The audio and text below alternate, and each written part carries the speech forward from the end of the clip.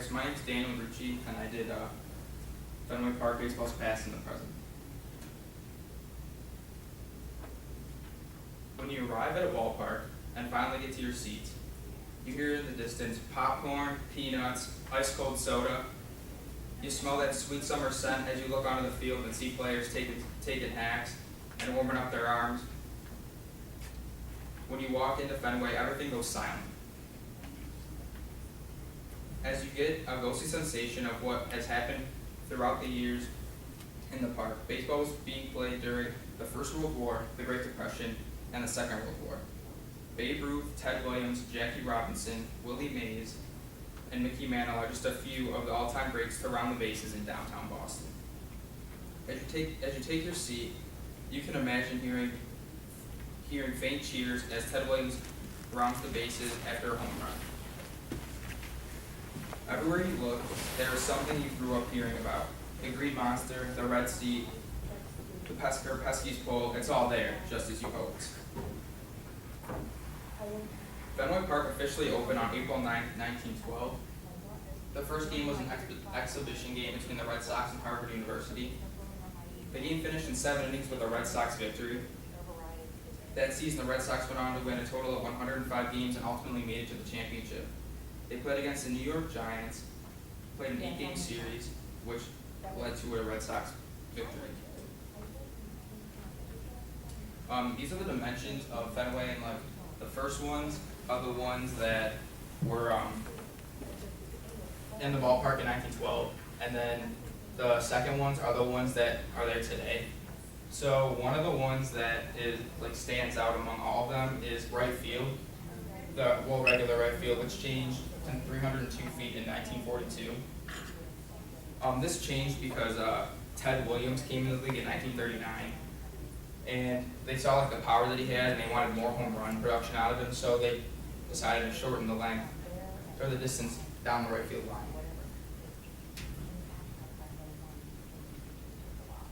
The right field pole is named after John Pesky, who was a shortstop in the late 1940s and early 50s. There's a legend that says a pitcher for the Red Sox named Mel Parnell originally started calling it Pesky's Pole because he was a pitcher, and John Pesky hit a home run around the pole, which gave Parnell the win.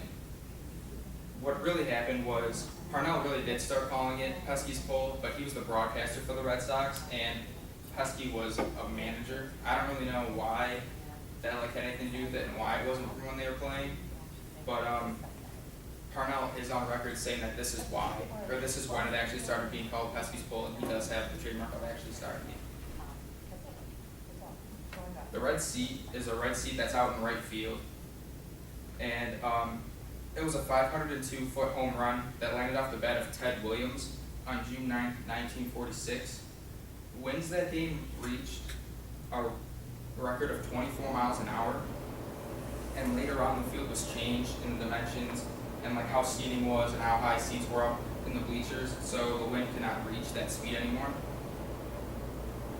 One of the skeptics of this home run is David Ortiz, who currently is in his final season with the Red Sox, because he hit the number 1, the retired number 1 on the right field bleachers, and the red seat is 25 more rows up than that. So he's never seen anybody hit one farther than his home run and hit number 1, so he is a non-believer. The Green Monster measures 37 feet high, and it is a hand-changed scoreboard that has been there forever. It is a main tourist attraction, and the only way to get tickets to sit on the Green Monster is to be a citizen of Boston or a season ticket holder, and you actually have to win a lottery. Everybody's put into a lottery pool, and if you win, then you have a chance to take the seats, or you can just decline them because you can't be in town for that game. But it's on you get picked a couple months in advance, so you can figure things out because it's such a rare commodity to sit up on the Green Monster. A lot of people, when you go there, when I actually went there myself, you see people going up there just to take pictures of themselves, being on the Green Monster and next to the left field pole, because it's so high up. They take pictures over the side of the parking lot, and a big attraction there is also seeing home runs being hit over the Green Monster into the parking lot and potentially hitting cars.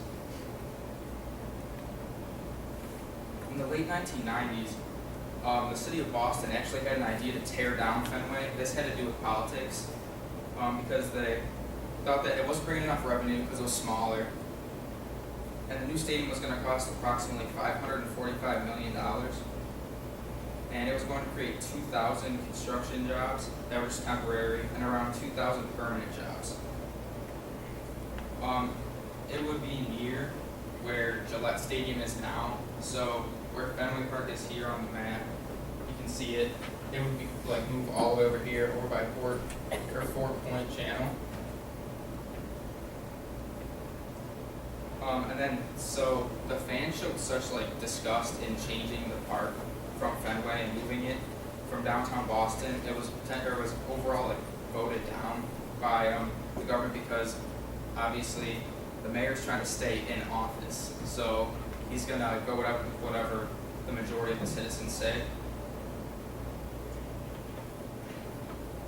So after they decided to not tear down Fenway Park, there was approximately $285 million put back into Fenway to restore it and make it a national museum.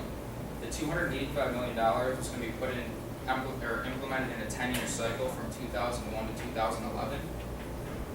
Some of the major changes were they were going to replace and refurbish all of the seats besides the red seat out in right field, and about 100 seats that are behind home that are still wood from the original stadium. Other big changes were they were going to put in, and they did, a 1,700 square foot screen that's in left center, as well as a 480 square foot screen that is right above the right field bleachers. Other big repairs that happened that didn't you couldn't really see on the surface were cement repairs and waterproofing.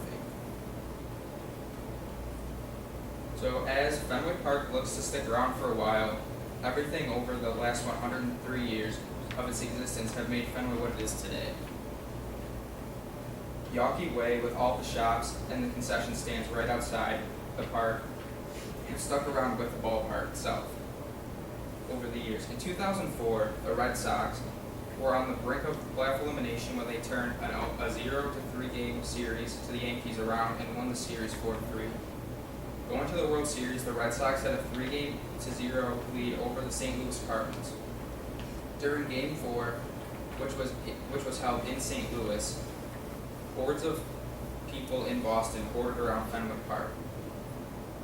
Now, in the bottom of the ninth, with 2 outs, a weak ground ball was hit into the glove of the relief pitcher, which was underhanded to the first baseman to end the game.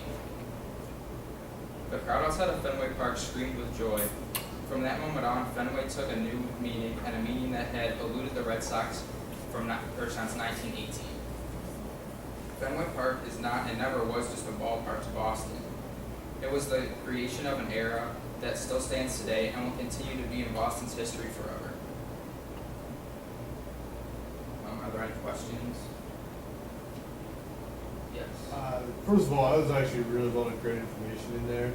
I was just wondering, what your favorite, have you ever been to Fenway, and if so, what was your favorite moment? Yeah, I was at Fenway, I want to say in 2011, and we actually were lucky enough to get some of the seats that were behind home plate, which were the original wooden ones. Even though they're smaller, and they're after a 3-hour game, that you kind of start to feel the pain of sitting in those small chairs. It definitely adds to the aura that the field has, and sitting in those small chairs, and when you think to yourself, people for 100 years have sat in this in this chair that I'm in right now, watching the game from exactly where I'm sitting. So that was definitely my favorite part about the park. Are there any other questions? Yes. Are you from Boston? No, I'm actually from Buffalo, New York. Yeah, which is west or northwestern kind of, over by the Niagara Falls and stuff like that, and Lake Ontario. Any more? So does they have a museum in there? In the park? I think the park itself is more of a museum. It's is more of a museum by itself. When you go on tours, they take you past Pesky's Pole, and they take you on the Green Monster. They take you up in the executive office and show you pictures of what it has changed over the years. I I feel like it's definitely a museum itself, and that's why it's like considered a landmark in a national museum, because they can't really like, I mean, I guess they could put things in there, but it still functions as a ballpark, so they can't like put things that they would put normally in a regular museum. Any more questions? Thank you.